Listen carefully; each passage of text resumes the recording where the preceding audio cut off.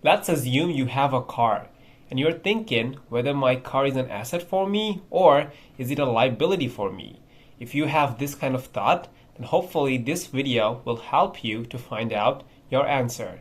Before we dive into whether your car is a liability or asset for you, at first we have to understand what is an asset and what is a liability. So an asset is something that helps you to make money right now or in the future, or helps you to save your money.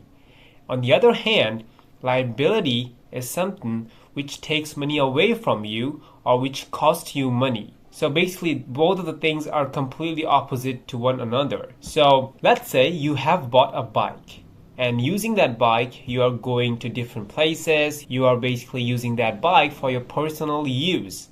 Now that bike is a liability for you. Why? Because first you have spent some amount of money to buy that bike. Later, that bike is not generating any money for you. You have to spend money on fuel to run that bike. Sometimes you have to go for insurance. Sometimes maybe you have to repair some parts of that bike. So it constantly taking money away from you. That's the reason why it's a liability. On the other hand, if you just think the scenario in a different way, you bought the bike and you are using that bike to, let's say, Uber, to delivering goods for your businesses, or you are providing any services using that bike and making money. On that time, that bike is an asset for you. Exactly the same way the car also works. It depends on how you use. If you bought a car, if you have a car and you're using it for your personal reasons, for visiting your friends, to visit different restaurants, to visit different places, and you have to spend money on fuel, insurance, repairing parts, on that time, that car is a liability for you.